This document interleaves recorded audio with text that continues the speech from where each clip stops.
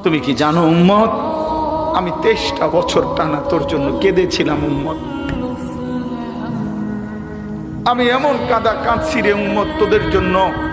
এশার নামাজের পরে দাঁড়াইছি, ফজরের আজান পর্যন্ত আমি আমার মালিকের কাছে তোদের জন্য, উম্মতের জন্য চোখের পানি ফেলে কাঁদছিলাম। আমার এত চোখের পানি তোর দিল গলাইতে পারলো না।